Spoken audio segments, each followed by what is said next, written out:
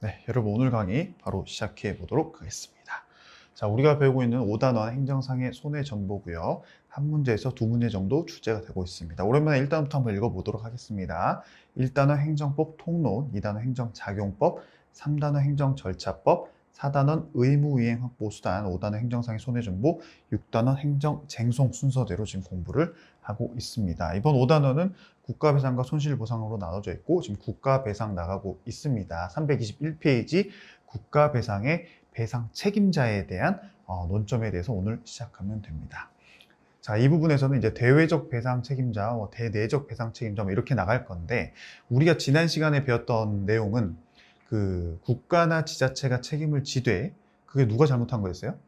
공무원이 잘못했죠. 그렇기 때문에 공무원이 이제 고의나 중과실일 때 그리고 이제 경과실일 때 구상이 되냐 안 되냐 그 개념이었다면 이거는 국가나 지자체 중에서 국가만 어떤 업무에 대해서 해당이 되면 상관이 없는데 그 업무를 한 공무원은 지자체 공무원인데 실질적으로는 그 업무 내용이 국가의 사무를 위임받아 가지고 했을 때 그럼 이거 국가가 책임져야 되냐 아니면 지자체가 책임져야 되냐 이런 논점으로 좀 들어가는 겁니다. 그렇기 때문에 단순히 국가가 당연히 책임지되 그 책임 내용에 있어서 공무원에게 구상을 할 거냐 말 거냐는 지난 시간에 개념이 끝났고요. 이거는 국가가 지자체에게 위임 사무를 맡겨가지고 지자체 공무원이 일을 했을 때 그때 민원인에게 피해를 주게 되면 그 지자체 공무원이니까 지자체가 책임져야 되냐 아니면 실질적으로 사무를 맡긴 국가가 책임져야 되냐 약간 이런 느낌으로 약간 체계가 다르죠. 그런 공부 내용이라고 보셔야 됩니다. 자, 그래서 이제 대외적 배상 책임자라 그래서 우리가 국가배상법 제2조 5조의 책임자는 당연히 국가 사무는 국가가 지자체 사무는 지자체가 배상 책임을 진다. 너무 당연한 내용입니다. 그리고 영조물의 설치, 관리 사무의 귀속 주체가 국가 사무면 당연히 국가가 책임지고 지자체라면 지자체가 진다. 이것까지는 우리가 어제 배웠던 내용이기도 하고 오늘 배울 내용에서도 그 실질적으로 위임을 했냐 안 했냐의 그런 개념 자체가 안 들어갔을 때 그 원칙 내용을 말하고 있어요. 그리고 지자체 외의 공공단체는 국배법에 규정이 없기 때문에 민법에 의한 손해배상으로 해결을 해야 된다. 이건 첫 시간에 배웠던 내용이죠. 자, 국가배상법 6조 1항의 배상 책임자라 그래서 제가 이제 말씀드린 내용이 여기서부터 이제 나오는 겁니다. 자, 2조, 3조 및 5조에 따라서 우리가 2조와 5조를 배웠죠? 3조는 이제 국가배상의 그 범위에 대해서 이런 경우에는 얼마를 배상 책임지고 이런 내용이 그냥 그 배상 범위에 대한 내용입니다. 어찌됐건 2조, 3조 및 5조에 따라서 국가나 지자체가 손해를 배상할 책임이 있는 경우에 이 6조의 이름이 뭐예요? 비용 부담자 등의 책임입니다. 우리가 단순히 앞에 얘기해서 본 것처럼 아니 국가 사무면 국가가 책임지고 지자체 사무면 지자체가 책임지면 되는데 왜 여기서 비용 부담자를 따지면서 책임을 나눌까? 바로 이것 때문입니다. 만약에 공무원의 선임, 감독 또는 영조물의 설치 관리를 맡은 자와 공무원의 봉급, 이 공무원을 뽑아서 감독하는 기관과 그 공무원이 실질적으로 봉급, 급여, 그 밖의 비용을 부담하는 자가 다르다는 거죠.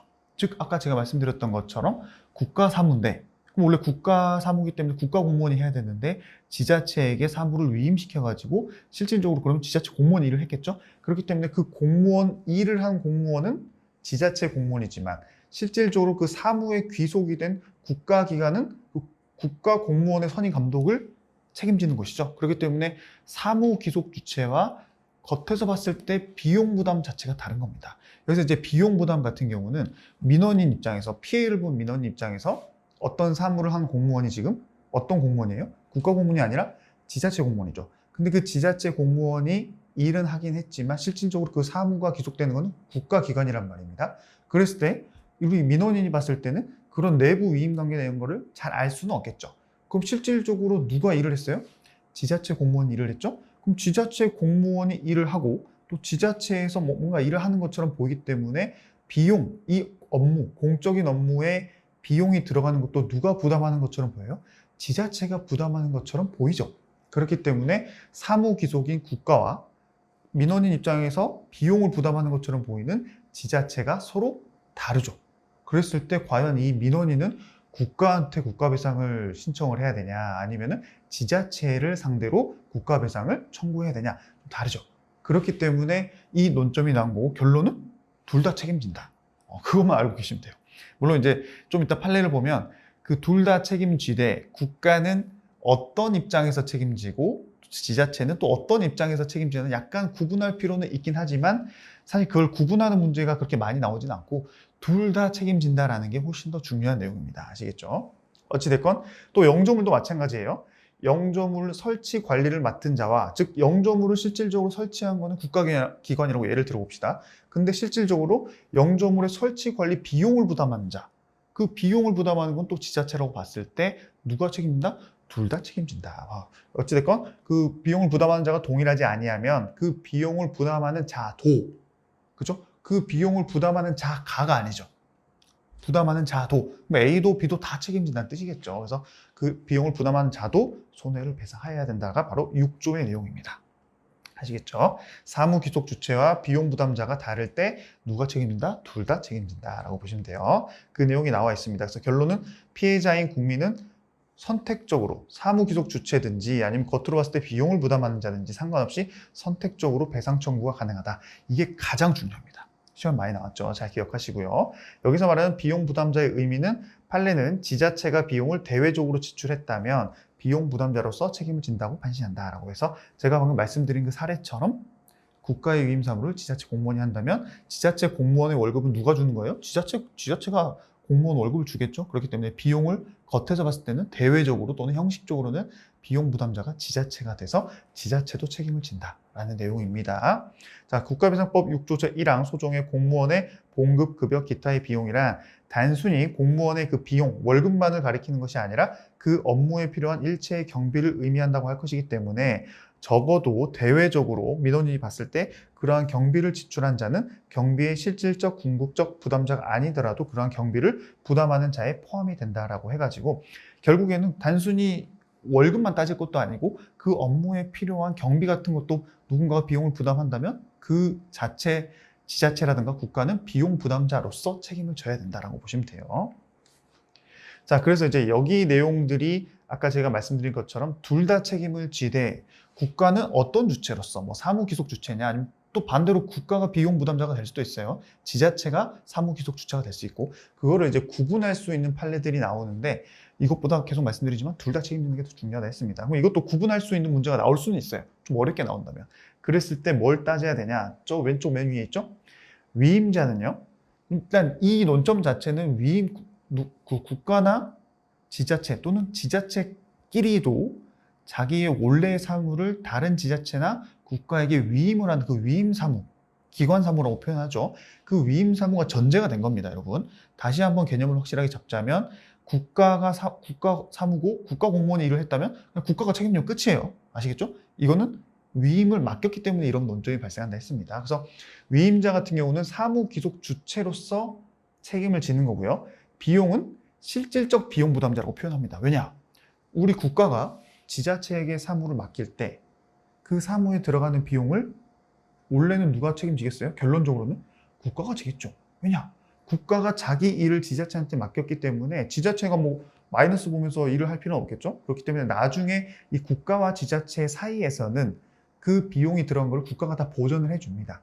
하지만 여기서 우리가 국가배상법상 비용 책임자는 왜 수임자, 즉 지자체라고 표현을 하냐? 아까 말씀드린 것처럼 국민은 눈에 보이는 것만 판단했을 때 국가가 이 위임사무로 지자체한테 나중에 돈을 주는 거 보여요? 안 보여요? 안 보이죠. 민원인 입장에서는 단순히 지자체 공무원이 일을 하고 지자체 공무원의 월급은 당연히 지자체가 주는 거기 때문에 실질적이 아니라 형식적 그리고 대외적, 대내적이 아니죠.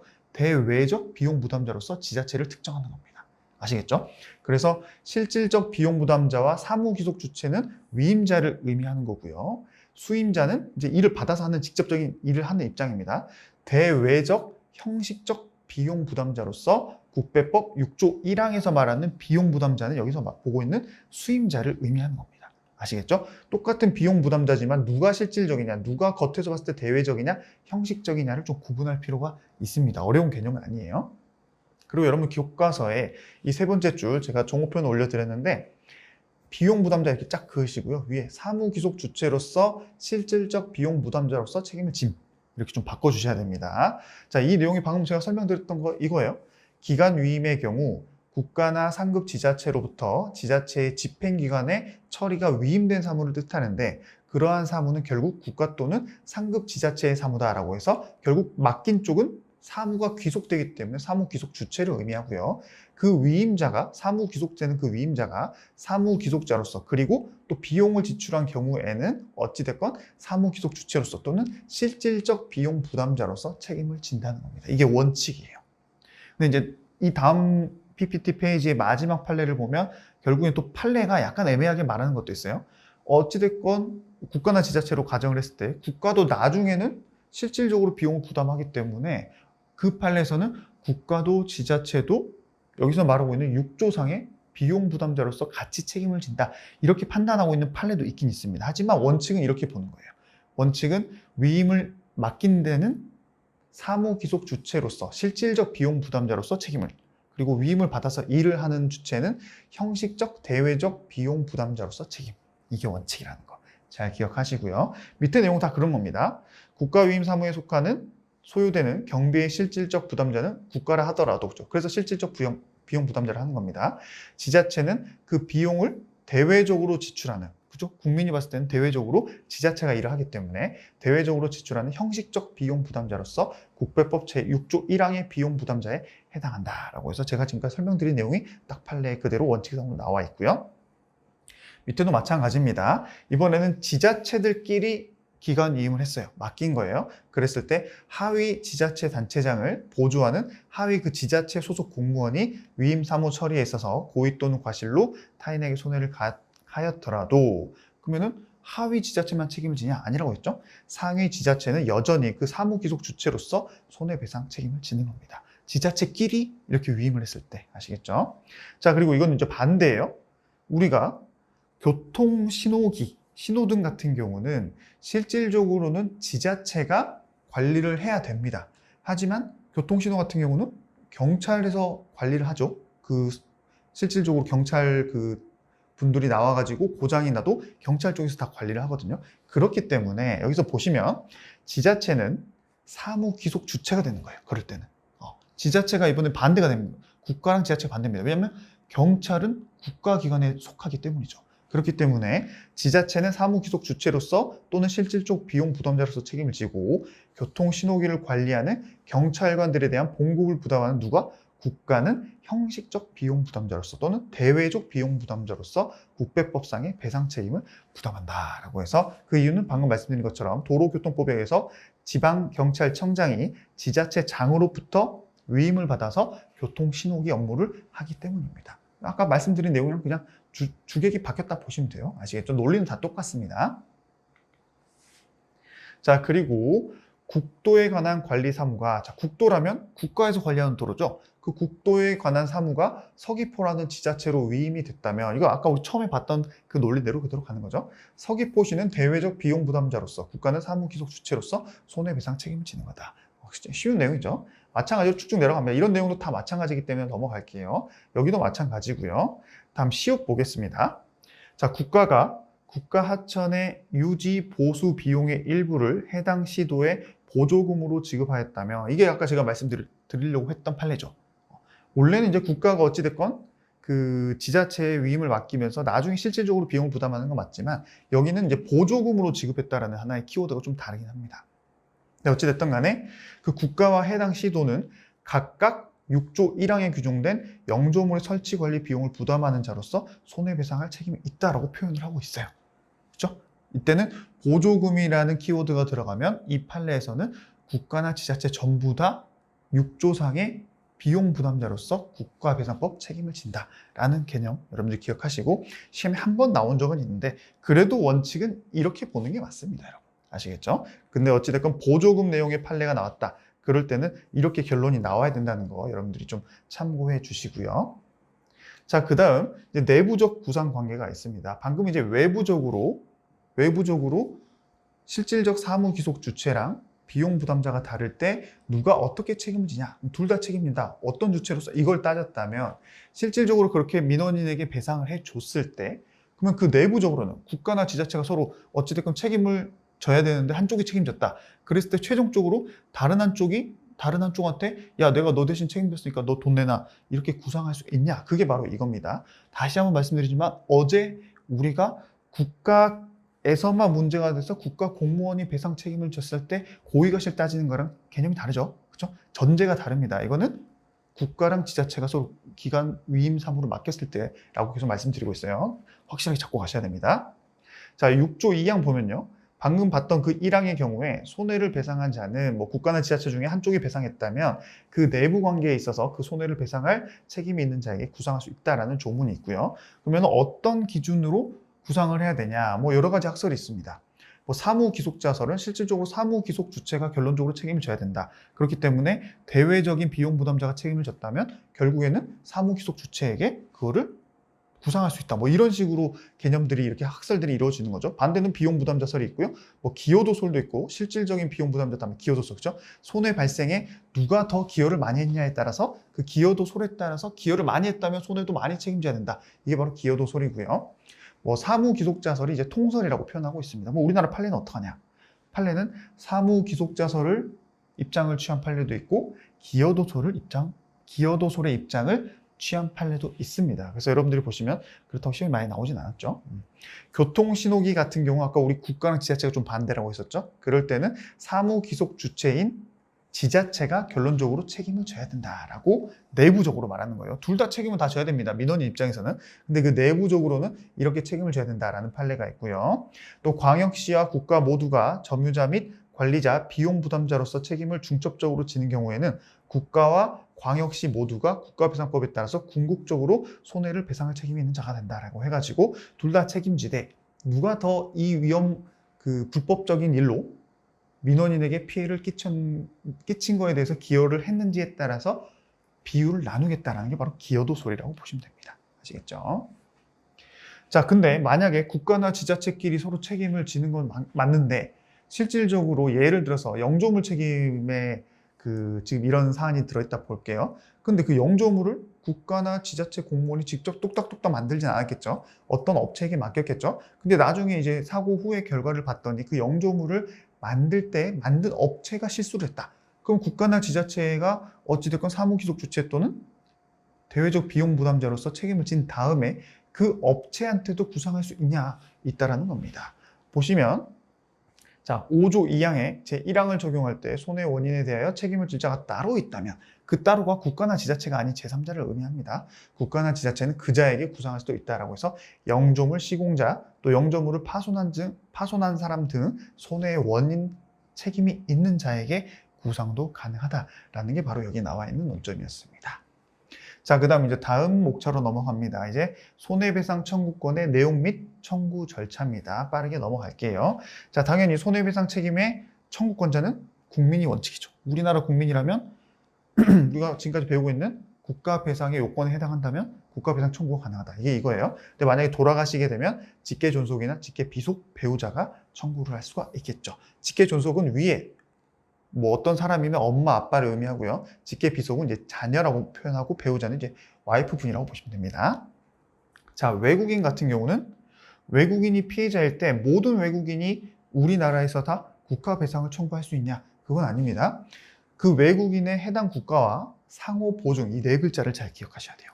상호 보증이 있을 때에만 국가배상의 청구권자로 인정될 수 있습니다. 자, 그렇다고 했을 때 이 상호 보증의 의미는 뭐냐? 밑에 나와 있는 판례거든요.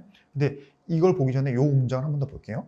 상호 보증이 있으면 되는데 그렇다고 반드시 그 외국과 우리나라가 서로 조약을 체결해야 되냐? 그럴 필요는 없다라는 결론입니다. 아시겠죠? 상호 보증 오케이. 조약까지는 필요 없다. 이게 결론이에요. 상호 보증의 의미 볼게요. 자, 상호 보증은 외국의 법령, 판례 및 관례 등에 의하여 발생 요건을 비교해가지고 인정이 되면 충분하고 반드시 그 나라와 조약이 체결되어 있을 필요는 없으며 밑에가 포인트예요.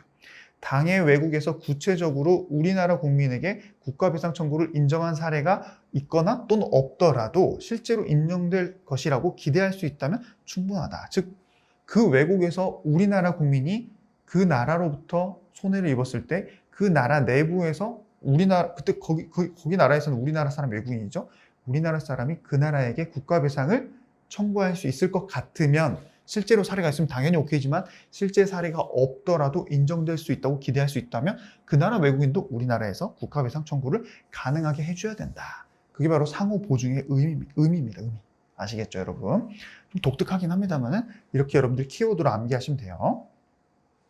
자, 기준. 자, 이제 국가배상의 기준이 어떻게 되냐? 헌법 29조 1항에서는 정당한 보상을 지급하도록만 규정이 되어 있고요. 국가배상법 아까 제가 말씀드렸죠. 3조. 아까 우리가 2조, 5조 중에서 3조 제가 잠깐 말씀드린 것처럼 그 3조에는 국가배상의 기준, 이럴 때는 얼마를 지급해야 되나 이런 내용이 들어있는데 그 의미에 대해서 학설이 대립합니다. 통설 및 판례는 실질적으로 기준학설이라 그래가지고 그 피해 금액에 따라서 피해 내용에 따라서 따져봐가지고 금액을 지급하면 되는 거지 이 국가배상법 제3조 내용대로만 그 배상액을 무조건 정해야 되냐? 그건 아니다라고 판단을 하는 거예요. 그래서 국가배상법 제3조의 기준은 단순한 기준을 정한 것에 불과하기 때문에 그 3조에서 정해진 것보다 더 많이 주거나 더 적게 주거나 그렇게 해도 전혀 문제가 되진 않는다라는 게 이 내용입니다.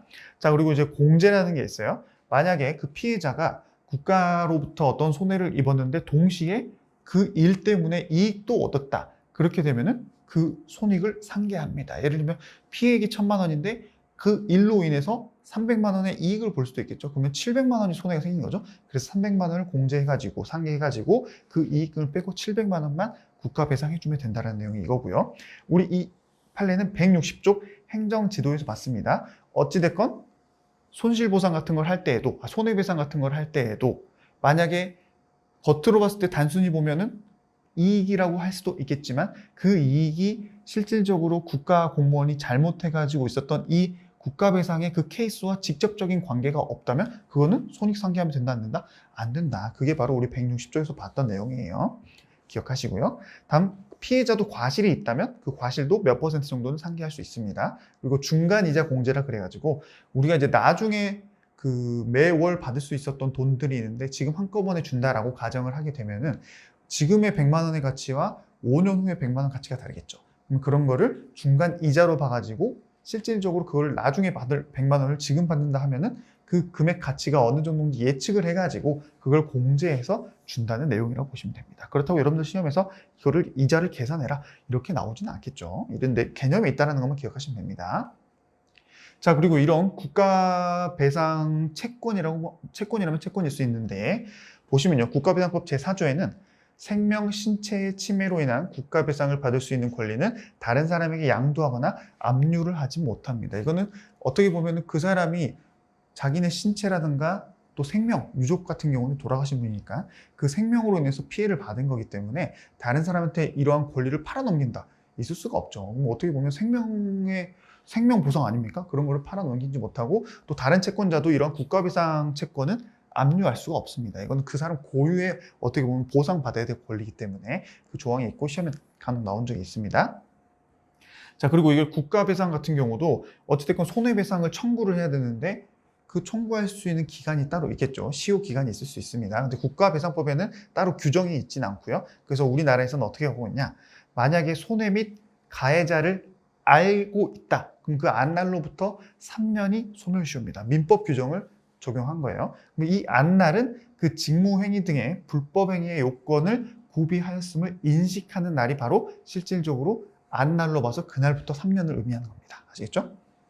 근데 만약에 그 손해 또는 가해자를 알지 못했을 경우에는 어떻게 하냐. 안날은 3년, 알지 못했다면 그 불법행위가 종료한 날로부터 국가공무원이 잘못했기 때문에 국가배상하는 거죠. 그 국가배상 대상이 되는 그 불법행위가 끝난 날로부터 5년입니다. 그래서 안날로부터 3년, 종료 날로부터 5년 이렇게 여러분들이 기억하시면 됩니다. 이게 보다 소멸시효다. 오케이? 여기 지나가 버리면 국가배상 청구할 수 있다 없다? 없다라는 거 기억하세요.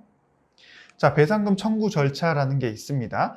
실제 소송을 제기하지 않고 국가배상 청구할 수 있는 내부적인 절차가 있는데요. 그럼 반드시 이 절차를 거쳐야지만이 내가 나중에 소송 갈 수 있냐? 그렇지 않습니다.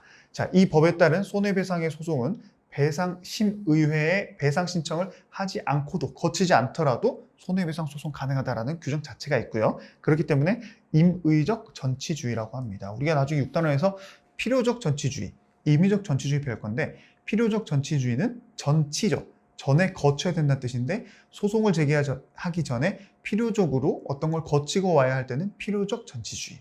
이런 것처럼 그걸 거치든지 말든지 상관없이 거치고 오든가 안 거치고 오든가 상관없다. 그런 건 임의적 전치주의라고 표현합니다. 아시겠죠? 근데 여기는 배당금 청구 절차에 있어서 배상심의회에 배상 신청하는 것은 임의적 전치주의라는 거 기억하시고요. 자, 배상심의회의 결정은 행정처분이 아니기 때문에 그 처분, 그 결정에 대해서 내가 불복한다고 해서 그 결정을 소송 대상으로 할 거는 아니다라는 겁니다. 그럼 실질적으로 배상심의회의 결정을 받았는데 내가 만족을 못했다. 그럼 행정소송 제기하면 되는데 그 행정소송의 대상은 뭐다? 배상심의회의 결정이 맞다 아니다? 아니다. 왜냐하면 배상심의회 결정은 행정처분성이 아예 없기 때문에. 그렇기 때문에 그거는 단순히 그 전에 국가 배상이 다시 본연의 요건으로 들어가서 공무원의 그 행위로 인해서 내가 국가 그 손해를 입었고 이걸 국가가 책임져야 된다는 걸 그냥 요건으로 해가지고 행정소송 제기하면 됩니다. 아시겠죠? 포인트는 배상심의회의 결정은 처분성이 없기 때문에 그게 소송의 대상이 되는 것은 아니다라는 걸 기억하시고요. 밑에 효력이요. 배상심의회의 결정은 처분성도 없고 법적 구속력도 없습니다. 그렇기 때문에 신청인은 그 결정에 대한 동의 여부를 자기 마음대로 결정할 수 있어요. 그래서 배상심의회에 신청을 해가지고 결정이 났는데 내가 원하는 금액이 나왔다. 그럼 거기서 그냥 끝내면 되는 겁니다. 근데 내가 봤을 땐 이거보다 좀 더 받아야 될 것 같은데 그러면 그냥 부동의하고 소송 제기하면 되는 거죠. 자, 밑에서도 아까 봤던 그 위의 부분이랑 논점이 비슷합니다. 국가배상법 제3조 1항과 3항에 손해배상 기준이라고 했었죠? 그 기준은 무조건 정해진 것 아니다? 아니다. 단순히 배상심의회에 배상금 지급 기준을 정함에 있어서 하나의 기준밖에 안 되기 때문에 그 배상액의 상한을 제한한 것으로도 볼 수 없다. 그렇기 때문에 그 위로도 해도 되고 아래도 해도 됩니다. 그래서 여기서는 이제 배상심의회가 이 3조의 기준을 적용해가지고 보통 결정을 내린다라는 걸로 여러분들 보시면 돼요. 자, 그 다음 이제 배상심의회에서 이제 배상금 지급 절차가 또 있을 수 있겠죠. 보시면요. 배상 결정을 받은 신청인이 배상금 지급을 청구하지 않거나, 자, 자기가 만족했으면 청구했겠죠. 근데 그 금액이 마음에 안 드니까 청구를 안 한 거예요. 또는 반대로 지자체가 이제 배상금 줘야 되는데 지자체가 배상금을 지급하지 않는다면 그러면 그 결정에 동의하지 않는 것으로 봐서 그 다음 프로세스인 보통 소송으로 넘어간다고 보시면 됩니다. 똑같은 내용이 여기 나와 있습니다. 그리고 신청인은 배상 결정에 동의해서 만약에 배상금을 수령했어요. 근데 내가 배상금 일단 받긴 했는데 나중에 또 그 금액을 더 받아야 될 것 같은 거예요. 그럴 때는 그 금액에 불만이 있을 경우 손해배상을 제기해서 배상금 증액 청구 소송을 할 수도 있다는 것도 기억하셔야 되고요. 결론적으로는 배상심의 결정에 신청인이나 또 돈을 줘야 되는 상대방도 둘 다 구속되는 것은 아니다라는 결론은 그대로입니다. 아시겠죠? 자, 그 다음에 재심 신청도 할 수 있습니다. 만약에 그 지구심의회에서 우리가 지금 배상심의회가 하위 기관은 지구심의회 그리고 이제 그 위로 올라가게 되면 본부심의회나 특별심의회라고 표현을 하는데 중요한 건 아닙니다. 어쨌든 제가 지구심의회에 배상 신청해가지고 기각 또는 각하가 됐다. 그럴 때는 그 결정을 받은 정본이 송단된 날로부터 2주 내에 그 심의회를 거쳐서 그 위에 있는 본부심의회나 특별심의회에 재심도 신청할 수 있다는 것만 참고하시면 됩니다. 재심도 있구나. 대신 2주 내에 해야 된다는 거 기억하시고요. 자, 사법 절차입니다. 판례는 제일 중요한 게 이거였죠. 국가배상을 지금 무슨 소송으로 보고 있다? 민사소송으로 보고 있다. 잘 기억하셔야 돼요. 우리가 원래 그 다수설 같은 경우는 어찌됐건 이런 국가배상 자체가 공무원이 잘못한 거고 그 공무원이 잘못하고 국가나 지자체가 배상을 해야 된다면 당사자 소송, 행정소송 종류 중에서도 당사자 소송으로 해야 된다라고 학설들은 얘기하고 있지만 우리나라 법원 판례는 민사소송에 의해서 판시하고 있다. 민사소송으로만 국가배상 가능하다. 행정소송으로 제기할 게 아니다라는 결론. 제가 첫 시간에도 말씀드렸고 마지막에도 한 번 더 말씀드리는 겁니다. 자, 이 경우에 그럼 피고가 누구냐? 국가나 지자체가 지금 우리 국가배상의 책임 주체죠. 근데 국가 같은 경우는 법무부 장관이 국가를 대표합니다. 규정이 이렇게 돼 있어요. 대통령이 아닙니다. 국가가 그 국가배상을 해야 된다. 그럼 피고가 법무부 장관이 되고요. 지자체 같은 경우는 지자체 단체장이 피고가 됩니다. 이것도 참고를 좀 하실 필요는 있습니다. 자, 그리고 이제 중요한 논점이 하나 나오는데요. 사실 이게 좀 중요하긴 합니다. 이 행정법의 손해배상, 국가배상 손해배상 안에 있어서는 되게 중요한데 시험에는 또 자주 나오진 않아요. 그래도 우리가 기본 강의가 좀 열심히 설명을 해드리자면 이중배상 금지라 그래가지고 헌법 29조와 국가배상법 2조에서도 우리가 지금 2조 내용이 이 앞에까지 배웠고 이 뒤에 제가 표시해 놓은 부분, 이 부분에 대해서 지금부터 이제 공부할 겁니다. 헌법 29조랑 연결이 좀 되어 있는데요. 헌법부터 볼게요. 헌법 29조 제2항을 보면 군인, 국무원, 경찰 공무원, 기타 법률이 정한 자는, 자, 이렇게 공무원들 중에서도 좀 특별한 직렬의 공무원분들을 이렇게 딱 나열을 했고요.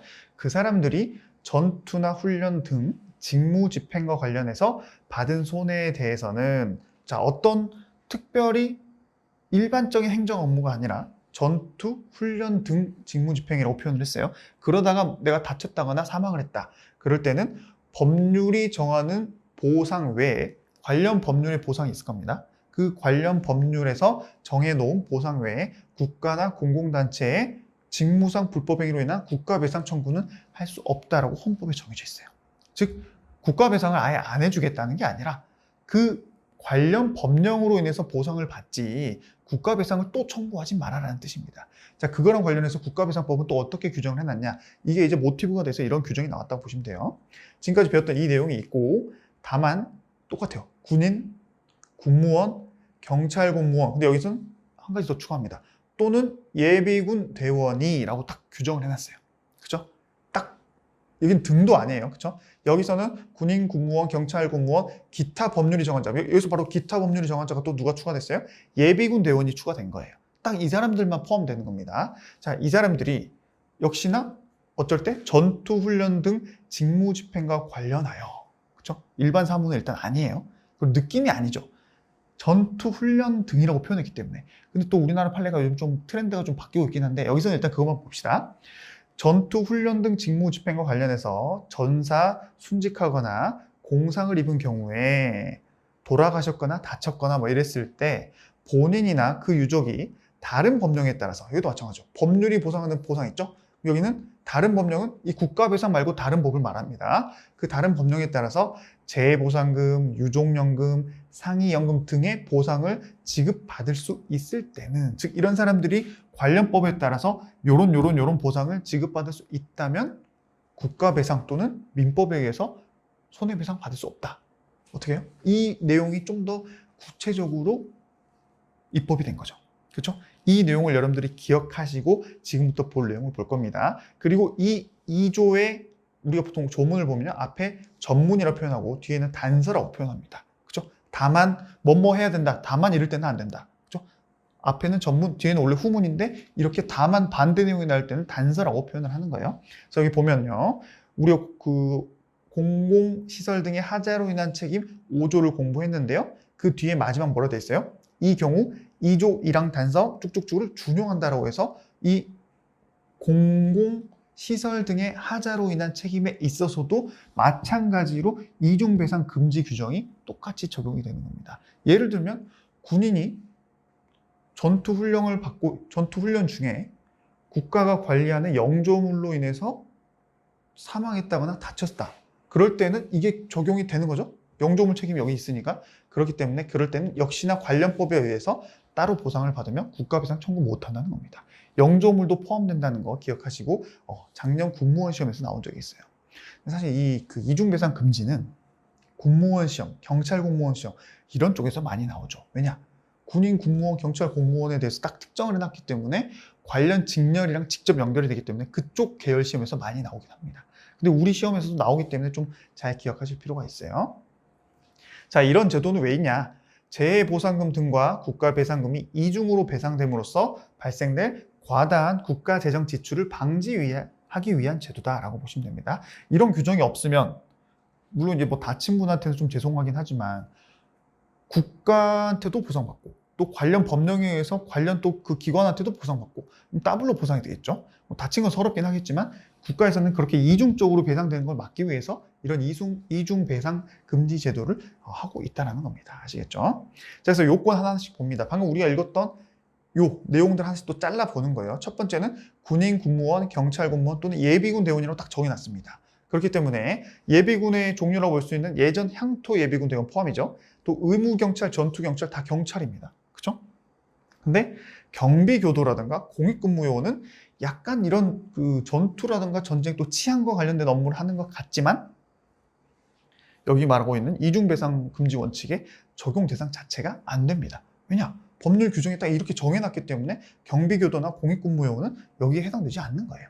아시겠죠? 일단 첫 번째 요건에서 요 빨간색 시험에 가동 나오기 때문에 잘 기억하시고, 그리고 여러분들이 여기서 지금 약간 머릿속에 확실하게 환기를 제대로 받고 가야 되는 거는 이 이중배상 금지 규정의 대상이 된다. 즉 군인이나 경찰이다. 그러면 국가배상을 청구할 수 없다는 거예요. 그렇죠? 왜냐? 다른 법령에서 이미 손해배상을 받을 수 있으니까. 근데 이렇게 경비교도나 공익근무원은 이 이중배상 금지 규정에 적용이 안 되기 때문에 국가배상의 대상이 된다는 겁니다.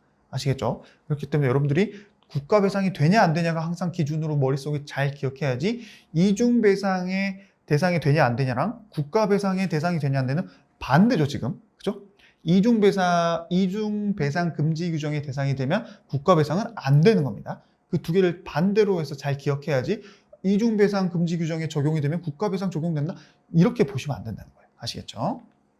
자, 두 번째 요건은 아까 본 것처럼 아까 그런 사람들이 전투, 훈련 등의 직무 집행과 관련해서 요런 사고를 받아야 된다, 입어야 된다라는 건데요. 그렇기 때문에 판례에서도 이런 게 있습니다. 경찰서 숙직실에서 돌아가신 경찰 공무원 같은 경우는 여기서 말하고 있는 전투나 훈련 등의 업무를 하시다 돌아가신 게 아니죠. 그렇기 때문에 이중배상 금지 규정에 적용이 안 되죠. 그렇기 때문에 국가배상이 되는 거죠. 그렇죠? 이렇게 논리를 잘 앞뒤로 찾아가셔야 돼요. 그렇기 때문에 이중배상 금지 규정이 적용이 안 돼서 이런 유족은 국가배상 청구가 가능하다라고 보시면 되고요. 어떻게 보면 이럴 때는 이중배상이 가능하다고도 볼 수 있는 거죠. 즉 국가배상도 청구하고 그 유족은 담당 법률에 의해서, 관련 법률에 의해서 또 청구도 가능한 겁니다. 잘 기억하시고요. 자, 근데 아까 제가 말씀드렸죠. 전투, 훈련 등이라고 해가지고 원래는 원칙상 전투, 훈련과 관련된 업무로 한정을 했지만 지금은 이중배상 금지 자체의 취지를 좀 더 살리기 위해서 국가나 지자체 입장에서는 요즘에 우리나라에서 전투합니까? 안 하죠. 훈련은 물론 하죠, 훈련. 근데 어찌됐건 전쟁은 안 하잖아요.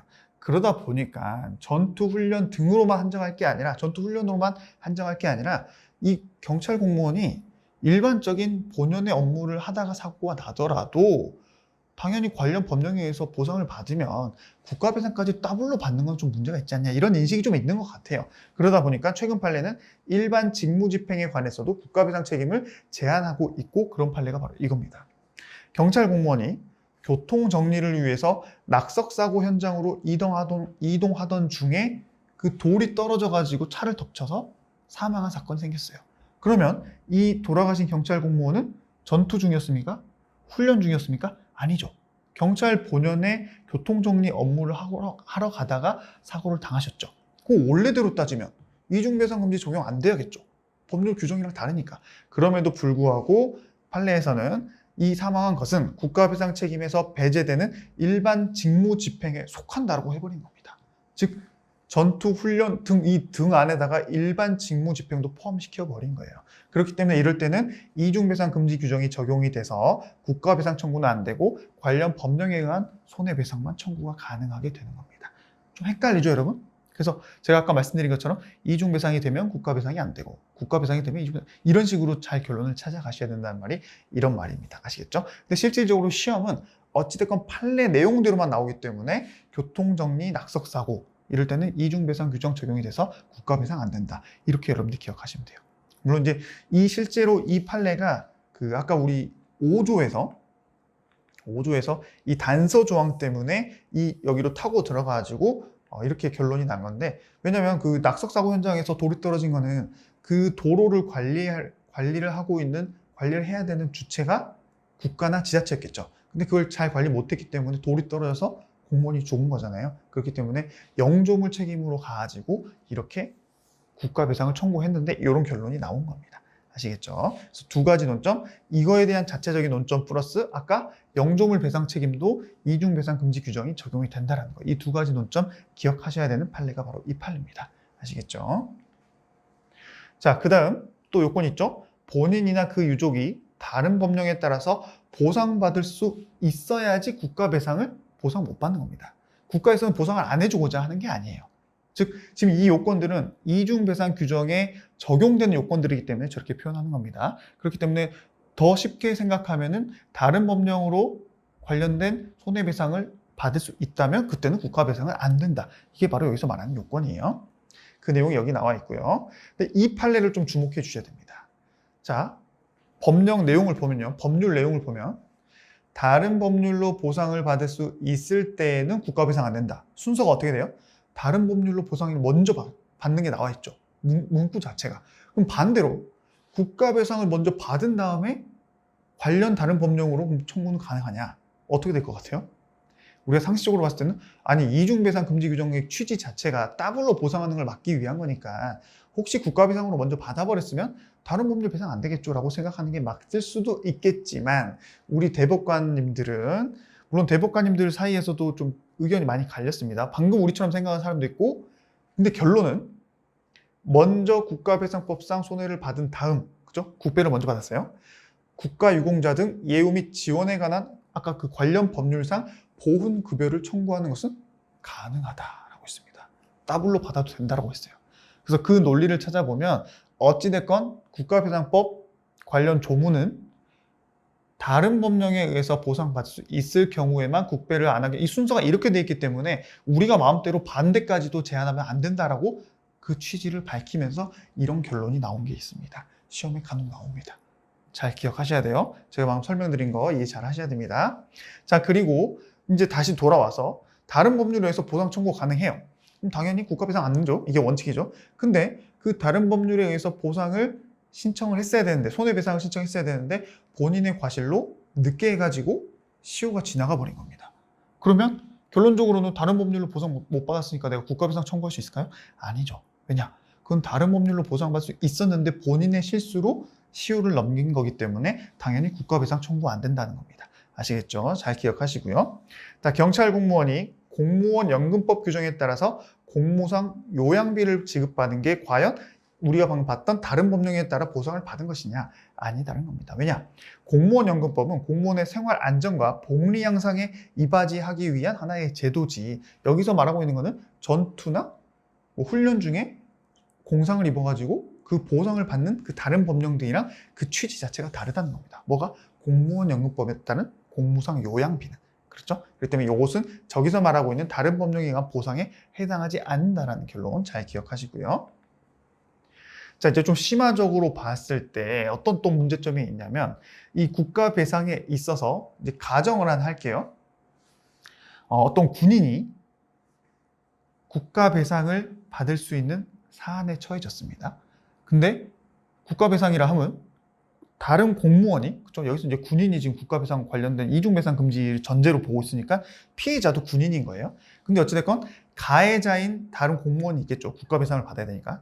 그 가해자인 다른 공무원과 또 다른 민간인이 공동으로 불법 행위를 저질러 가지고 그 군인이 피해를 입었다고 봅시다. 원래 사실 이 판례를 설명드리면 더 복잡합니다. 그 오토바이를 타고 가다가 운전하는 오토바이 군인이 있고 뒤에 탄 군인이 있는데 사고가 나면 뒤에 탄 군인이 이제 피해자가 되는 거고 앞에 운전하던 군인은 가해자가 되는 거예요.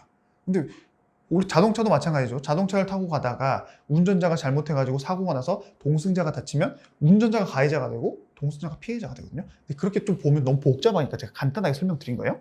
그러니까 예를 들면 이렇게 더 쉽게 그냥 보면 이런 겁니다. 원래 판례는 방금 제가 말씀드린 그 오토바이 판례예요. 그래서 이제 그 민간인, 피해 민간인은 보험회사가 되는 거거든요. 보험이 들어져 있으니까. 근데 쉽게, 더 쉽게 여러분들이 예를 들자면 군인이 가고 있는데 다른 군인과 그 군인의 민간인 친구가 한편이 돼가지고 이 피해자인 군인을 공동 폭행했다고 칩시다. 근데 그 폭행이 단순 사적인 폭행이 아니라 국가 공무원으로서 뭔가 일을 하다가 폭행을 했다고 사실 이거 좀 말이 안 되긴 하는데 그렇게 생각을 할게요. 왜냐면 이걸 이해하려면 그렇게 봐야 되거든요. 어찌됐건 그렇게 가다가 그 두 명한테 폭행을 당했어요. 그래서 그 피해액이 합해서 350만 원이 나왔는데요. 군인이. 근데 그 누가 더 많이 때렸냐를 따져보니까 나를 때린 군인은 150만 원어치를 때렸고 같이 때린 민간인은 200만 원어치를 때린 겁니다. 자, 그랬을 때 각각 나한테 150만 원, 200만 원 배상하면 상관이 없겠죠. 근데 문제는 일반 국민인 그 사람이 자기 거 200만 원만 배상하면 되는데 굳이 그 군인 것까지 해가지고 350만 원을 피해자한테 배상을 했어요. 자, 그랬을 때 그 민간인은 아니 나는 원래 200만 원만 주면 되는데 국가가 원래 150 줄 것까지 내가 했으니까 국가한테 150을 다시 받으려고 하는 거예요. 그게 가능하냐? 이게 이 논점입니다. 아시겠죠? 자, 그랬을 때 대법원과 헌재의 입장은 다릅니다. 다르면 잘 구분할 줄 알아야 된다 했죠? 자, 대법원은요. 자, 그 민간인은 자신의 부담 부분에 한해서 손해를 배상하면 됐지. 네가 뭔데 국가까지 배상을 하냐 이런 입장이에요. 그렇기 때문에 민간인 네가 그 부분을 넘어서 배상한 금액에 대해서는 국가한테 구상권 행사할 수 없어. 네가 뭔데 우리 거를 네가 배상을 해? 약간 이런 느낌이죠. 근데 헌재는요. 국가배상법 제2조 1항 중 단서 중 군인에 관한 부분은 국가에 대하여 만약에 이런 민간인이 대신 배상을 했을 때 구상권을 행사하는 것을 허용하지 않는다고 해석을 해버리면 그건 헌법에 위반된다 라고 해서 당연히 구상을 해야 되는 거 아니냐 이런 판단을 하고 있는 겁니다. 그래서 요거 두 개 서로 느낌이 다르다는 거, 입장이 다르다는 거 잘 기억하시고 빨간색이기 때문에 시험에 언제든지 나올 수 있습니다. 아시겠죠? 잘 구분하세요. 자, 이제 우리가 손실보상으로 넘어갑니다. 여러분 이제 환기를 제대로 하셔야 돼요. 우리가 지금 5단원에서 국가배상과 손실보상으로 나눠져 있는데 국가배상이 끝났습니다. 이 두 가지 구분하는 건 뭐였어요?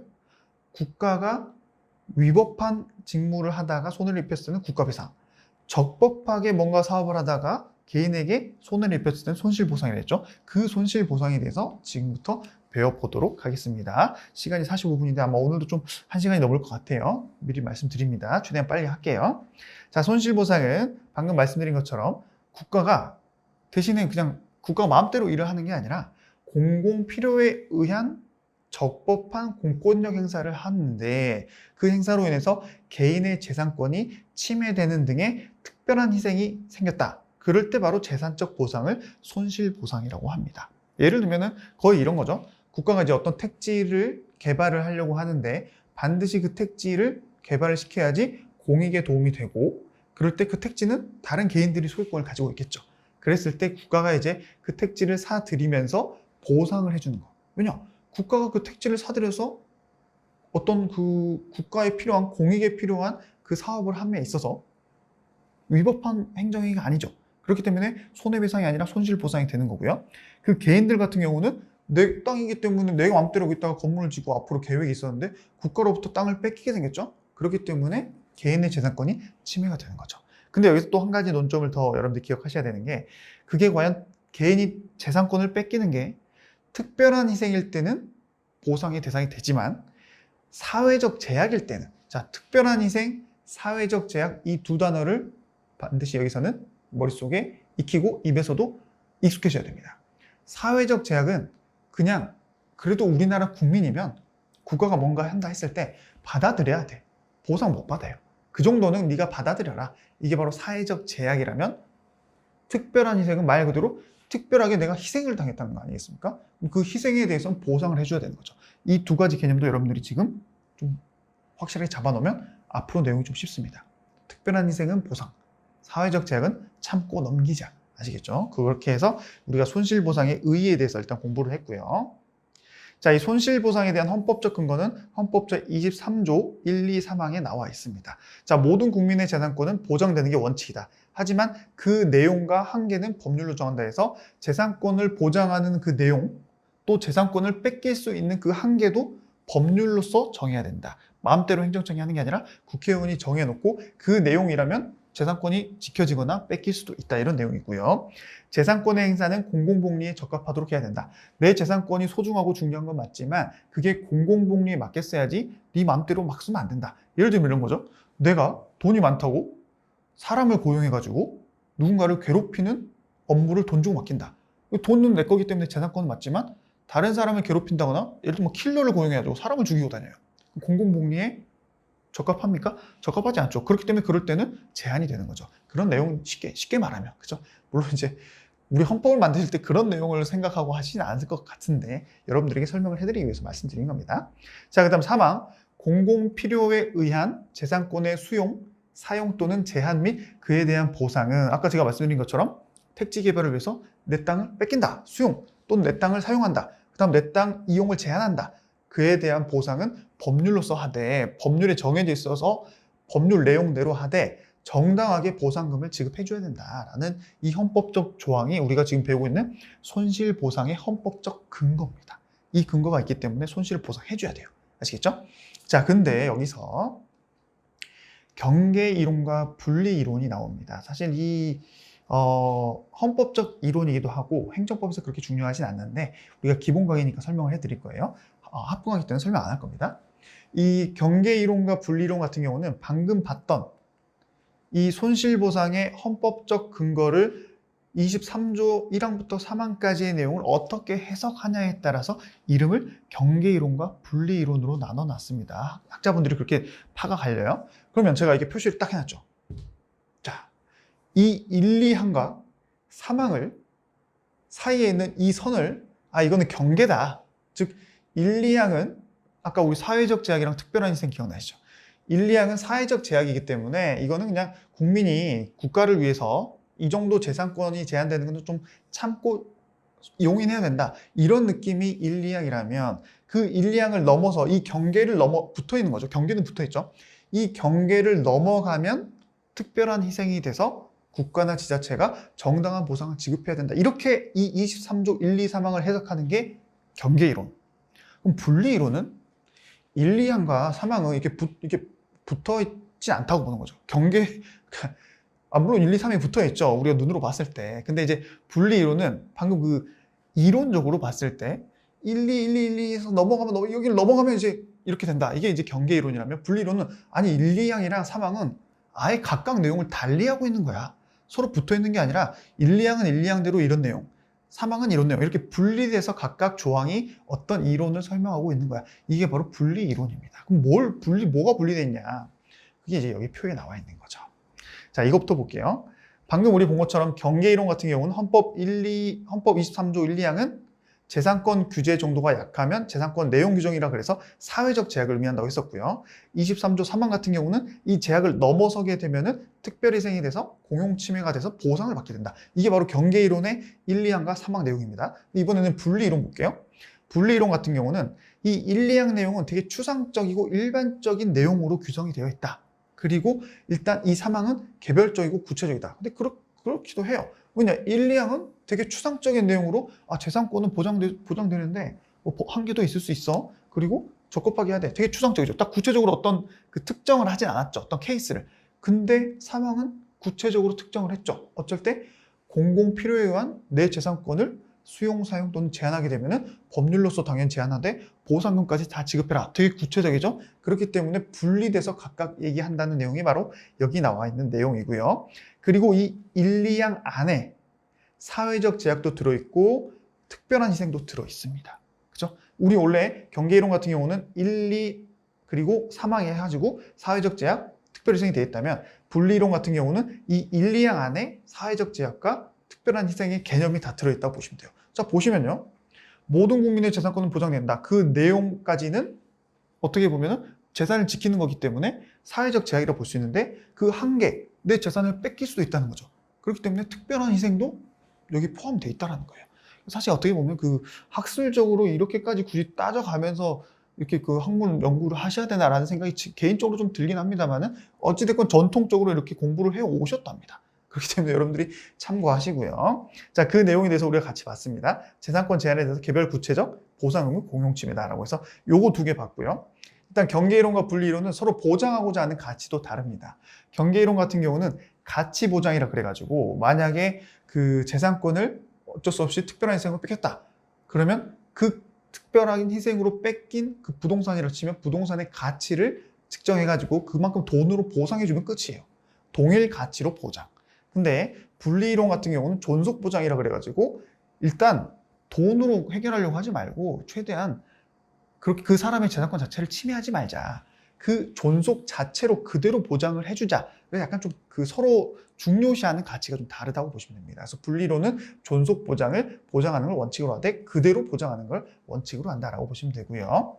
자, 내용 같은 경우는 아까 우리 경계이론 제가 설명드렸죠? 요 두 개를 설명하는 내용이 여기에 나와 있다 보시면 됩니다. 그렇죠? 읽어보시면 제가 말씀드린 거 이해할 수 있어요. 자, 그리고 이제 경계이론과 분리이론에 있어서 만약에 어떤 법에서 이 두 이론 전부 다 헌법 조항에 의해서 만약에 그 개인의 재산권을 침해하는 거에 있어서 보상을 잘 해줘야 된다고 돼 있잖아요, 헌법에. 근데 만약에 보상 규정이 없을 때에는 그럼 누가 그 보상금에 대해서 결정을 할 거냐라고 했을 때 경계이론 같은 경우는 보상 규정이 없으면 법원이 손실 보상을 다른 법 관련 유사한 법을 가져와 가지고 적용시켜서 계산해 가지고 보상을 해주면 돼. 보상금을 정해주면 돼. 그게 바로 경계이론에 말하고 있는 보상 규정 없는 경우의 해결책입니다. 근데 분리이론 같은 경우는 보상 규정이 없다. 그럼 국회의원이 이런 보상에 대한 입법을 하지 않았으면 그것 자체가 위헌이기 때문에 국회의원이 나중에라도 보상을 해주는 기준이라든가 법률을 정해가지고 그 후에 보상을 해줘야 된다라는 게 분리이론의 입장입니다. 입장이 다르죠. 경계이론과 분리이론. 그리고 이제 가장 마지막 중요한 거는 우리나라 법원은 대법원과 헌재가 각각 다른 이론을 서로 선택을 하고 있어요. 대법원은 경계이론, 헌재는 분리이론을 채택하고 있다. 그래서 우리가 이제 헌재에서 채택하고 있는 분리이론을 채택한 판례들을 볼 건데, 제가 예전에 되게 단순하게 공부할 때는 경계이론과 대법원은 어찌됐건 같이 연결을 시켜야 되잖아요. 우리가 이제 한글 자음 같은 경우 기역부터 시작하지 않습니까? 기역, 니은, 디귿이죠. 기역과 디귿이 가깝게 붙어있기 때문에 경계이론과 대법원은 붙어서 암기를 했고요. 분리이론 같은 경우는 어찌됐건 디귿 다음에 나오는 애들끼리 붙어있죠. 히읗은 맨 마지막이지만 어찌됐건 분리이론과 헌재는 이렇게 붙어있다라고 단순하게 유치하게 암기를 하시면 나중에 시험장에서 혹시 헷갈린다. 왜냐하면 이 경계이론, 분리이론 공부를 그 뒤로 자주 안 할 거거든요. OX 문제집에서도 거의 기출 문제가 별로 없습니다. 그렇기 때문에 지금 공부하고 나중에 시험에 갑자기 나왔다.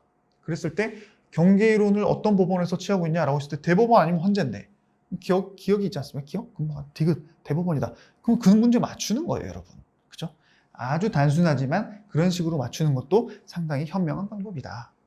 물론 이제 이런 내용들도 좀 알아야지 문제를 맞출 수 있다면은 좀 중간중간 한 번씩 또 복습을 해줄 필요는 있겠죠, 여러분. 자, 그래서 제가 말씀드린 것처럼 헌재는 분리이론을 취하고 있다라고 해서 그 내용들이 여기 나와 있어요. 자, 개발제한구역을 지정해서 그 안에서는 건축물의 건축 등을 할 수 없다고 하고 있는 도시계획법 21조는 도시계획법이 그렇게 해놨죠? 내 땅이지만 그 안에 개발제한구역이 지정돼 버리면 건물을 못 짓죠. 내 재산권 내 마음대로 행사 못하죠. 그 내용은 헌법 23조 1항 2항에 따라서 토지 재산권에 관한 권리와 의무를 일반 추상적으로 확정하는 규정이다. 그렇죠? 일반 추상적 1, 2항, 구체적 3항. 그렇기 때문에 헌법재판소는 분리이론을 취하고 있는 겁니다. 그렇죠? 그리고 이제 니은 같은 경우도 이 내용도 있지만 이 판례에서는 사실 이 내용이 더 추가가 돼야 됩니다, 여러분. 따라서 이러한 경우에도 아무런 보상 없이 이를 감수하도록 하고 있다면 이건 헌법에 위반된다. 아까 우리 보상 규정이 없다면 헌법재판소는 그것 자체가 위법이기 때문에 국회의원이 법률을 정하라고 했죠. 대법원은 어떻게 하라 했어요? 법이 없더라도 대법원이 관련 법을 유추 적용해가지고 보상을 해주면 된다. 보상금 정해주면 된다. 그렇기 때문에 헌재에서는 분리이론을 취하고 있다고 보는 겁니다. 아시겠죠? 이 내용은 여러분들 읽어보시면 다 아는 겁니다. 자, 그리고 마지막 이 입법자가 쭉쭉쭉 가다가 어찌됐건 수인의 한계를 넘어서 가혹한 부담이 발생하는, 즉 이게 뭐예요? 사회적 제약이 아니라 특별한 희생이 있죠. 그런 특별한 희생임에도 불구하고 이를 완화하는 보상 규정을 반드시 둬야 된다. 누가? 입법자가. 국회의원이 그 보상 규정을 반드시 만들어야 된다. 누구 이론이에요? 분리이론이죠. 그렇기 때문에 헌재는 분리이론을 취하고 있다라는 그 판례들입니다. 그렇죠? 시험에 나온 적이 거의 없죠. 하지만 7급에서 간혹 나오고 9급에서도 아주 간혹 나오기 때문에 여러분들이 오늘 제가 설명드린 내용만 이해할 수 있으면 다 맞출 수 있을 정도라 보시면 됩니다. 자, 다시 이제 돌아와서 그 손실보상의 개념입니다. 물론 이제 손실보상에서도 우리가 방금 그 손실보상의 법적 근거 중에서 헌법적 근거, 그리고 그 헌법적 1, 2, 3항, 23조 1, 2, 3항을 봤을 때 그 1, 2항과 3항을 구분하는 학자분들의 입장을 본 게 바로 그 내용이었어요. 근데 이제 지금부터는 다시 이제 똑같은 내용이긴 하지만 손실보상으로 다시 돌아와서 여러분들이 실정법적 근거를 보는 겁니다. 여기까지도 여러분들이 굳이 방금 경계이론, 분리이론을 각각 적용시킬 필요는 없다는 말을 드리는 거예요. 아시겠죠? 자, 목차를 잘 환기시키세요. 자, 손실보상 청구를 위해서는 방금 헌법에서 말한 것처럼 개별 법률의 보상 규정이 있어야 되는데 헌법 23조 3항에서는 보상 청구권의 근거, 기준, 방법에 대해서 법률로 정해라라고 유보만 해놨습니다. 그죠? 자, 그리고 이 불가분 조항의 개념에 대해서 좀 알 필요가 있습니다. 물론 이것도 이제 경계이론, 그 분리이론과 약간 관련이 있는데, 자, 우리가 불가분 조항이 뭐냐? 어떤 법률이 있어요. 뭐 개발제한법 이런 법률이 있다고 봅시다. 그 개발제한법의 내용을 보면 이런 목적하에 국가가 이런 개발 사업을 할 때에는 개인의 재산권을 침해할 수 있다라는 침해 조항이 있어요. 그렇죠? 그럼 그 재산권의 제한 규정이 있습니다. 근데 그 법률 안에 그렇게 될 경우 어떻게 보상을 해줘야 된다라는 그 조항은 없다고 볼게요. 그 보상 규정이 없어요. 그러면 만약에 이 제한 규정과 보상 규정이 함께 있어야 된다. 그게 바로 불가분 조항이라고 개념을 잡읍시다. 불가분은 나눌 수 없다. 그죠? 불가분. 나누면 안 된다. 즉, 제한 조항과 보상 규정은 세트로 있어야 된다. 이게 바로 불가분 조항이라고 표현하는 거예요. 그래서 헌법 23조 3항의 내용이 그 두 법률로 정하더라도 제한 조항과 그거에 따른 보상 조항을 세트로 무조건 정해 놓으라고 본 걸로 봐야 되냐. 그래서 만약에 어떤 법률이 재산권 제한 조항은 있는데 그 법률 안에 보상 규정이 없다. 그럼 이거 위헌 아니냐? 왜냐 헌법에서 그렇게 하라 했는데 안 했으면 위헌 아니냐? 그 개념이 바로 문제 제기가 바로 요 문제입니다. 그래서 불가분 조항이라고 만약에 봐버리면 그러면 어떤 법률이든 재산권을 제한하는 내용의 법률이 그 안에 있으면 무조건 그 법률 안에 보상권에 보상해야 된다는 보상의 그 방법이라든가 보상 방법에 대한 내용도 반드시 있어야겠죠. 그럼 만약에 없으면 전부 다 위헌이 되는 거겠죠. 그럼 문제가 되겠죠. 그렇기 때문에 이겁니다. 불가분 조항이라고 보게 된다면 보상 규정을 두지 않는 법률은 모두 위헌이 되기 때문에 헌재나 대법원 모두 이 내용이 불가분 조항을 의미하는 것은 아니다. 이 헌법 내용이 라고 둘 다 동일하게 입장을 취하고는 있습니다. 개념적으로 좀 어렵죠? 근데 시험이 많이 나오진 않아요. 근데 제가 말씀드린 건 이해는 하셔야 됩니다. 지금 기본 강의 때. 자, 그래서요. 방금 말씀드린 거 이거잖아요. 그에 대한 보상은 법률로 써야 돼. 그 법률 안에 제한권과 보상을 전부 다 집어넣어야 되냐. 이게 바로 이거예요. 근데 그건 아니다라고 말을 했죠. 그래서 여러 가지 학설이 있습니다. 그래서 불가분 조항으로 봐야 된다. 아니면 불가분 조항으로 본 것은 아니다. 유추 조항에서 그냥 하면 된다. 아니면 헌재처럼 보상 규정을 국회의원이 반드시 만들게끔 기다려가지고 보상을 해야 된다. 이런 내용인데 여러분 읽어보시면 다 이해되실 겁니다. 자, 그래서 이제 어찌됐건 판례는 어떻게 보고 있냐.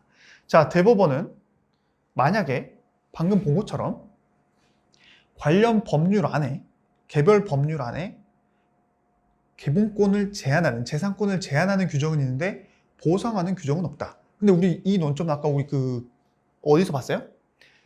분리이론과 경계이론에서 보상 규정이 없을 때 그 부분에서 본 게 바로 여기로 연결되는 겁니다, 여러분. 대법원은 어떻게 한다? 원칙은 이거예요. 보상하는 규정이 없더라도 일단 위헌은 아니란 건 둘 다 똑같아요. 그렇죠? 위헌은 아니다. 대신에 대법원은 개별법에 관련 보상 규정 없으면 비슷한 그 관련 법령을 갖고 와가지고 유추 적용해가지고 저희가 그 보상 범위를 정할게요. 그게 바로 유추 적용설 앞에 나와 있는 이 유추 적용설을 대법원이 취하고 있는 거죠. 그렇죠? 그렇기 때문에 공공사업의 시행으로 발생한 간접 손실의 경우에 공공용지의 취득 및 손실보상이거나 특례법 시행규칙을 가져와가지고 관련 직접적인 법령은 없으니까 그걸 가져와서 유추 적용해서 보상을 해주면 된다라는 게 대법원 입장입니다. 그죠? 그러니까 우리 앞에서 봤던 이 부분이 연결되고 있다고 보면 돼요. 여기 있죠. 보상 규정이 없는 경우. 그죠? 그래서 사실 제가 아까 경계이론, 분리이론 끝났다. 다시 실적법적 근거는 우리 손실보상 자체 큰 목차로 넘어와라 라고 하면서도 이 부분에 있어서는 경계이론, 분리이론을 좀 마지막으로 구분한 이유가 헌재랑 대법원 입장이 다르기 때문에 한 번 더 보는 거지 이 경계이론, 분리이론에 대해서 계속 공부하고 있는 건 아닙니다. 제가 다시 한번 여러분들에게 말씀드리는 거예요. 아시겠죠? 자, 근데 대법원은 이렇게 가는 게 원칙인데 아주 간혹 단순히 불법행위로 봐가지고 그냥 손실보상 계산해주면 된다 이런 판례도 있어요. 그래서 보시면 요런 사안에 있어서는 어찌됐건 국가가 이렇게 해가지고 손실을 주게 되면 그거는 불법행위를 구성하는 것이고 이 경우 허가업자들이 있게 된 손해는 그 손실보상금 상당액으로 손해배상을 해주면 된다. 이렇게 보는 판례도 있지만 원래 원칙은 이렇게 다른 법률을 끌고 가지고 그거를 유추 적용한다라는 거 기억하시면 되고요. 자, 헌재는요. 일단 둘 다 그 법률에 보상 규정 없더라도 위헌은 아닌데 그렇다 하더라도 아까 어떻게 처리한다 했어요? 보상 규정을 두고 있지 않은 입법 부작위는 즉 이 법률 자체는 위헌은 아니지만 그 법률 안에 국회의원이 그런 보상 규정을 새로 만들어야 되는데 안 만들고 있는 그 자체는 헌법에 반한다. 그죠? 법률 자체는 헌법에 반하지 않지만 국회의원이 그렇게 법률을 안 만들고 있는 것 자체는 위헌이다라고 표현합니다. 그죠?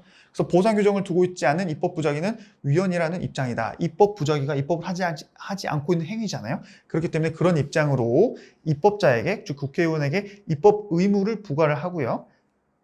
그 다음에 그 공무원이 여기서 말하는 국회의원이죠. 국회의원이 실질적으로 나중에라도 보상 규정을 만들면 그때 토지 소유자 등이 그 보상 입법을 가지고 권리 행사인 손실보상을 청구할 수 있다라는 게 바로 헌재의 입장입니다. 느낌이 다르죠?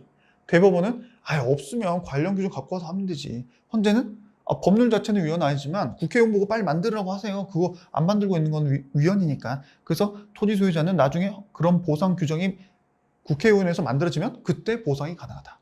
이 두 가지 입장이 다르다는 거 여러분들이 잘 기억하십시오. 자, 손실보상 청구권의 법적 성격입니다. 손실보상 청구권의 법적 성격. 이것도 여러분 우리 국가배상도 민사소송으로 갔죠. 손실보상도 원칙이 민사로 가고 있습니다. 물론 이제 학설은 그 행정소송으로 가야 된다 이런 내용이 있지만 어쨌든 중요한 건 판례다. 판례는 민사소송으로 가고 있습니다. 대표적인 판례가 이런 거죠. 어업면허에 대한 처분 등이 행정처분에 해당한다 하더라도 이 어업면허에 대한 처분으로 누군가가 손실을 받게 된다면 이로 인한 손실은 사법상의 권리인 어업권에 대한 손실을 본질적으로 하고 있는 거기 때문에 그 사법적인 돈을 요구하는 것은 결론적으로 사법상의 권리다. 그렇죠? 보상 청구권은 공법상의 권리가 아니라 사법상의 권리이기 때문에 결론적으로 이에 대한 손실보상 청구는 민사소송으로 해결해야 된다라고 해서 국가배상 또는 손실보상 둘 다 민사소송으로 가는 게 원칙이다. 근데 문제는 이거는 쉬우니까 안 나와요. 그 다음 페이지에 있는 손실보상에서 예외적으로 당사자 소송, 행정소송 안에서 당사자 소송이 있다 했습니다. 6단원 가서 한 번 더 볼 거예요. 제가 앞에서도 잠깐 봤죠? 항당민기라고 해서 항고소송 아니면 당사자 소송, 보통 그 두 개에 대해서 공부를 열심히 하는데 행정소송에서도 손실보상은 원칙은 민사소송으로 가지만 예외적으로 요 네 개는 당사자 소송으로 판례가 보고 있다. 최근 판례가. 그래서 이거는 좀 여러분들 어쩔 수 없이 암기해야 됩니다. 그래서 제가 작년에는 농선보, 하구편선보 이렇게 암기를 했었는데 물론 이제 각각을 보면 농업손실보상 청구, 농선보 그리고 하천구역 편입토지 손실보상 청구, 하구편선보 또 관행어업권을 상실하게 돼서 관어선보 또 사업 폐지 등에 대한 보상, 사패손보, 사이코패스 좀 비슷하게 아직 이렇게라도 암기하십시오, 여러분. 사패손보라고 하는데 요 네 가지는 손실보상임에도 불구하고 민사소송이 아니라 당사자 소송으로 판례가 보고 있다라고 해서 농하관사, 그래서 농하관사당 이게 좀 하나의 또 암기해야 될 오랜만에 두 문자가 나왔습니다. 농하관사당. 물론 이제 여러분들이 농하관사당을 외웠는데 그 농하관사가 뭘 의미하는지 모르면 또 문제가 됩니다. 그렇기 때문에 농선보, 하구편선보, 관어선보, 사패선보 그래서 농하관사당 이거 여러분들이 오늘 좀 기억을 해주시면 오늘 내용 중에서 어떻게 보면 제일 중요하다고도 볼 수 있어요. 그래봤자 이 단원에서는 한두 문제 나오지만 나온다면 이런 애들이 나올 수 있다라고 제가 계속 말씀드리고 있습니다. 농하관사당 입으로 계속 반복해 주셔야 돼요. 자, 이제 마지막입니다, 여러분. 손실보상 청구권의 요건은 어떻게 되냐. 자, 손실보상. 지금 우리 손실보상 배우고 있는 거 잘 구분하셔야 돼요. 처음에 시작할 때는 국가배상이었습니다만 중간에 손실보상으로 넘어왔습니다. 자, 손실보상의 요건은 크게 이렇게 제가 적어놨습니다. 앞에 이제 저 앞에 있는 목차들인데요. 일단 공공의 필요에 의해서 어떤 사업이 진행돼야 되겠죠. 그리고 어떤 침해가 됐는데 그 침해가 적법한 침해여야 됩니다. 그렇죠? 위법한 침해면 국가배상으로 가야 되잖아요. 적법한 침해니까 손실보상으로 온 거고요. 또 재산권에 대한 침해여야 되고 또 특별한 희생, 사회적 제약이 아니라 특별한 희생에 해당해야 되고 또 보상 규정이 법률로서 있어야지만이 손실보상이 되는 거죠. 왜냐하면 헌법에서 그렇게 하라고 했으니까. 그거에 대해서 이제 하나씩 보는 겁니다. 첫 번째, 공공의 필요에 의해서 어떤 사업이 진행돼야 된다라고 해서 공익사업 시행 또는 공공복리를 달성하기 위해서 국민의 재산권 제한이 어쩔 수 없는 경우에 이렇게 손실보상의 첫 번째 요건이 된다. 만약에 공공의 목적이 아니라 국고 목적이라든가 영리 목적을 위해서 공공기관이 어떤 사업을 한다. 그럴 때는 공공 필요에 해당하지 않기 때문에 손실보상 요건 자체가 안 되는 거예요. 아시겠죠? 또 그런 거에 대한 입증 책임은 사업 시행자에게 있다 해가지고 아마 다음 시간에 여러분들이 배워야지 이 내용이 좀 이해가 될 겁니다.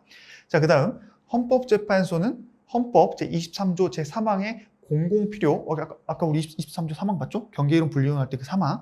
그때 말하는 그 공공필요는 기본권 일반의 재반 사유인 공공복리보다는 좁게 본다라고 해가지고 사실 이 내용만 보면 뭔 소리인지 이해가 안 될 수 있습니다. 쉽게 말하면 우리가 그 헌법을 보면요. 이게 또 헌법 논리이기 때문에 행정법이 잘 안 나오는데 우리 국민의 기본권 여러 가지가 있죠. 표현의 자유권, 뭐 알 권리 여러 가지 우리 봤잖아요. 이동의 자유권부터 시작해가지고 그런 기본권을 특별한 사유에 있어서 제한할 수가 있어요. 그게 바로 기본권 일반의 제한 사유라고 해서 공공복리를 위해서는 그런 일반 기본권들이 제한될 수 있습니다. 근데 23조 3항만 봐가지고 거기에서는 우리 지금 개인의 재산권을 제한하는 거죠. 근데 그 재산권을 제한할 때는 공공필요 때문에 제한할 수 있다고 표현할 수 있어요. 그죠? 그럼 여기서 말하는 공공필요랑 일반적인 기본권의 제한 사유인 공공복리랑 뭐가 더 넓은 개념이냐라고 했을 때 공공복리보다 공공필요가 더 좁게 본다는 겁니다. 이걸 좁게 본다는 거는 제한권을 더욱더 덜 제한한다는 거잖아요. 넓게 보면 넓게 볼수록 우리 국민이 가지는 기본권이 제한이 많이 되는 거죠. 근데 이 23조 3항의 공공필요는 여기서 말하고 있는 제한 사유보다 더 좁게 보기 때문에 결론적으로는 재산권 제한을 더욱더 최소화시킨다. 재산권 제한을 마음대로 하지 않는다. 더 최소화시키는 겁니다. 왜냐? 재산권 자체는 우리나라의 자유민주주의 경제국가로서 가장 중요한 하나의 기본권 중에 하나이기 때문이죠. 그렇기 때문에 여러분들이 그냥 이 개념을 지금 제가 설명해 드리되 분명 며칠 지나거나 한두 달 지나면 이 문장을 보면 뭔 소리야 또 생각하실 거예요. 그럴 때는 결론만 일단 기억하셔야 됩니다. 결론은 뭐다? 23조 3항의 공공필요가 더 좁다. 더 좁다. 아시겠죠? 이렇게 암기하시되 이 뜻을 이해하려고 하면 제가 방금 말씀드린 내용을 기억하십시오. 아시겠죠? 제가 근데 항상 이렇게 말씀드리는데 가끔 아니 선생님은 논리를 설명 안 해주고 결론만 자꾸 암기하라고 하십니까? 제가 논리 설명이 좋습니다. 여러분 저 억울하게 하지 마십시오. 잘 기억하셔야 돼요. 자, 공용 등의 수용 주체는 반드시 국가가 돼야 되냐? 그렇진 않습니다. 위임을 받게 되면 민간 기업도 공용 수용의 주체가 될 수 있고 그래서 제가 아까 입증 책임의 사업 시행자 했죠? 이 사업 시행자가 이 민간 기업이라고 보면 됩니다. 실질적으로 우리가 국토 개발을 하게 됐을 때 그 땅을 실질적으로 이렇게 수용하고 다니는 그 주체가 국가나 지자체만 하는 게 아니라 뭐 현대개발산업이라든가 일반 대기업들이 많이 합니다. 근데 그 이유는 위임을 받아서 하기 때문이에요. 그래서 민간 기업도 공용 수용의 주체가 될 수 있다는 거 시험에 많이 나옵니다.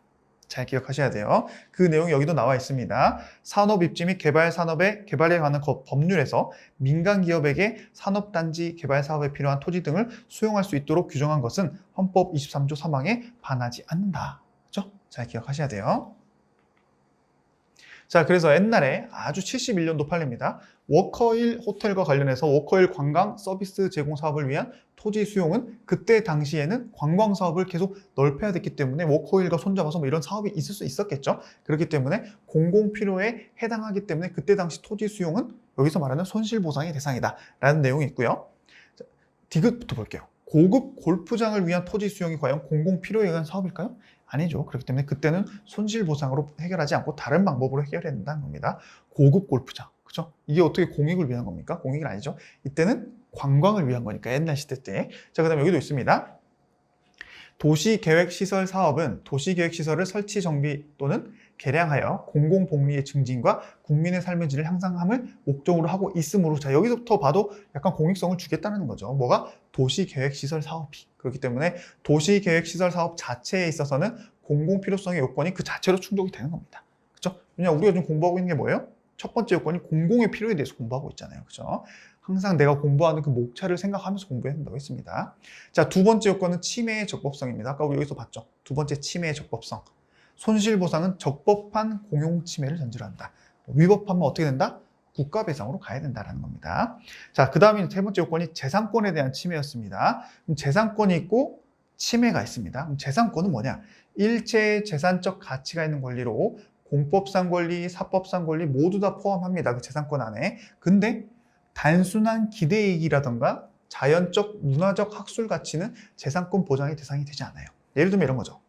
내가 땅을 가지고 있는데 그 땅에 공공택지 개발 때문에 땅을 뺏기게 생겼어요. 근데 그 땅은 내 재산적 가치이기 때문에 내 땅값은 손실보상의 대상이 됩니다. 근데 내 땅이 내가 봤을 때는 풍수지리적으로 너무 좋아.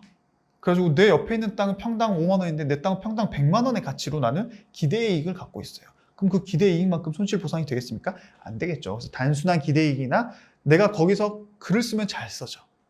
내가 작가인데 거기서 쓰면 100만 부짜리 책이 나올 것 같아. 그런 자연적 문화적 학술 가치는 재산권에 보상이 되지 않아요. 어이가 없죠. 그런 거는 손실보상 안 된다는 그 내용이라고 보시면 됩니다. 또 재산권이 반드시 적법한 재산권이어야 되냐. 예를 들면 거기에 이제 건물을 지어놨는데 아직 등기를 안 해서 무허가 건물이다, 무등기 건물이다, 비등기 건물이다. 그렇다 하더라도 손실보상 대상은 됩니다. 그거랑 별개라는 거예요. 그래서 실질적으로 위법한 건축물도 손실보상이 대상이 됩니다. 근데 이게 좀 악용이 많이 되죠. 어디 동네에 갑자기 좀 보상 얘기가 돌면은 갑자기 주차장으로 쓰고 있던 데다가 갑자기 벽돌로 집을 지어요. 그 안에 살 것도 아니고 안에 아무것도 없어요. 화장실도 없고 아무것도 없는데 집을 지어요. 보상받으려고. 그런 좀 악용되는 사례가 있는데 어찌됐건 위법한 건축물도 손실보상이 대상이 된다는 거 기억하시고요. 자, 토지수용법상의 사용인정 고시 이전에 건축된 지정물인 건물은 통상 적법한 건축허가를 받았는지 여부랑 상관없이 손실보상이 대상이 된다라는 판례가 이렇게 연결이 된다고 보시면 되고요. 하지만 그렇다 하더라도 위법성의 정도가 사회 통념상 용인할 수 없을 정도로 큰 경우에는 예외적으로 수용보상이 되지 않을 수도 있다는 거. 그렇죠? 사회 정의를 위해서 이런 판례도 필요합니다. 잘 기억하시고요. 또 이제 재산권이 이제 침해되는 거에 대해서 봅니다. 재산권의 가치를 하락시키는 일체의 작용으로서 헌법 23조 3항에서 수용, 사용, 제한이 바로 여기서 말하는 침해를 의미한다. 그 침해의 방식은 크게 두 가지로 나눌 수 있는데요. 법률 수용이라는 걸로 법률 자체로 내 재산이 침해되는 경우도 있고 행정청이 어떤 행위를 해가지고 침해되는 경우도 있겠죠. 그래서 법률 수용 또는 행정 수용이라고 표현합니다. 근데 여기서 법률은 국회 제정의 형식적 의미의 법률이어야 되고요. 법률의 근거 없이 단순 행정청의 명령이나 조례로는 이렇게 법률 수용에 해당할 수는 없습니다. 반드시 법률의 근거가 마련돼야 된다는 그런 내용도 들어있다는 거 기억하시고요. 침해는 공권력 주체에 의해서 직접적으로 의도된 것이어야 됩니다. 의도도 안 했는데 침해가 발생했다. 그때는 손실보상은 아니에요. 자, 재산권에 대한 침해가 현실적으로 발생해야 됩니다. 아직 내가 재산권 침해가 안 됐어요. 그럼 당연히 보상도 안 되는 겁니다. 내가 침해를 입어야 되는 거예요. 그에 대한 대표적인 예들이 이런 거죠. 공유수면 매립면허의 고시가 있어요. 그 주변을 이제 공유수면으로 매립한다라는 고시가 있었습니다. 앞으로 그렇게 하겠다는 계획이죠. 그럼 아직 계획이기 때문에 실제 그 땅을 가지고 있다거나 그쪽에 뭔가를 가지고 있는 사람이 피해를 입었을까요?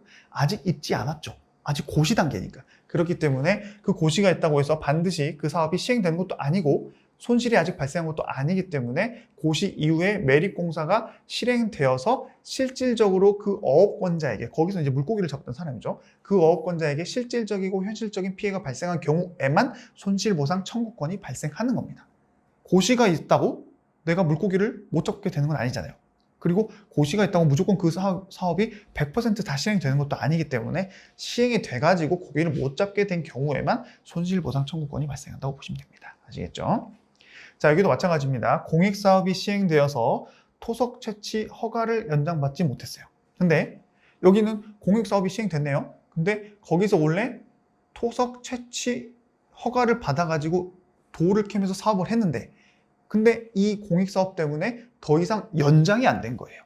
만약에 그 기간 안에 아직 기간이 안 끝났는데 이런 공익사업이 시행돼가지고 중간에 내가 돌을 못 캐게 돼서 손해입었다. 그건 별개지만 그 연장 기간이 원래 기간이 끝나고 더 이상 연장을 못 받게 됐을 때는 그때는 이 공익사업과 본인의 손해 사이에 상당 인과관계가 없다라고 봅니다. 판례가 그래요. 잘 기억하셔야 되고요. 그리고 상당 인과관계도 없을 뿐만 아니라 재산상의 특별한 희생도 아니다.